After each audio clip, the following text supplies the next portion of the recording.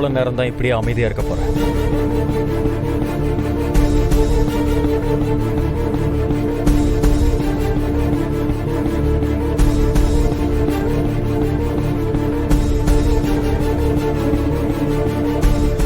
அவளுக்கும் உனக்கும் அப்படி என்னதான் பிரச்சனை?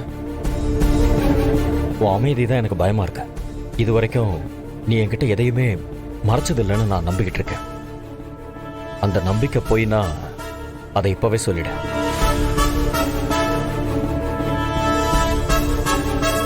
ஆபீஸ் பிரச்சனை, பாரதிய பிடிக்கல, ஆதி அவருக்கு இம்பார்ட்டன்ஸ் கொடுக்கறாருன்னு பொய்யான காரணத்தை சொல்லாத.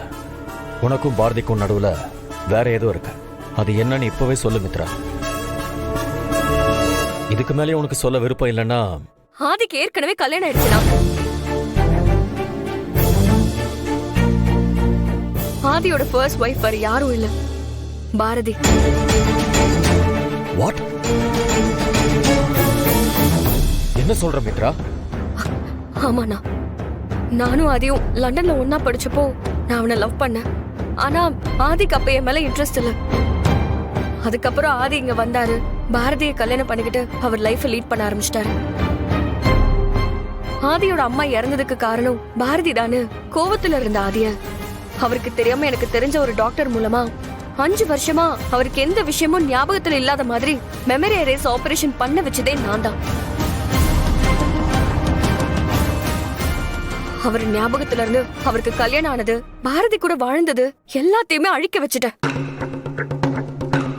பழசெல்லாம் மறந்துட்டு லண்டனுக்கு போக பிளான் பண்ணிட்டு இருந்த ஆதிய அமெரிக்காவுக்கு நான் தான் வர வச்சேன். என்ன அவரை மீட் பண்ண வச்சேன். அப்பல இருந்து நான் என்ன சொல்றேனோ அதை மட்டும்தான் இப்ப வரைக்கும் ஆதி நம்பிக்கிட்டு இருக்காரு, செஞ்சுட்டு இருக்காரு. ஆதி லைஃப்ல இருக்கிற ஒரே ஒரு பொண்ணுனா அது நான் மட்டும்தான். அது இன்னமும் அவர் நம்பிக்கிட்டு இருக்காரு. நான் பாரதிய 5 இயர்ஸ் முன்னாடியே இவளோட வலகாப்புல வச்சு அவளை கொல்றதுக்கு ட்ரை பண்ணேன்.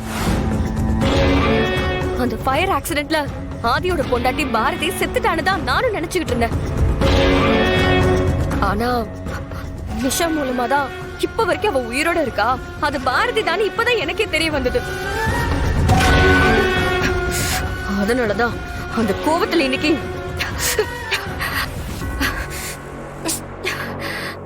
சாரின்னு. ஆதிக்கு ஏற்கனவே கல்யாணம் ஆனது தெரிஞ்சா நீ என் கல்யாணத்துக்கு ஓகே சொல்ல மாட்டேன்னு தான் நான் எல்லாத்தையுமே மறைச்சேன்.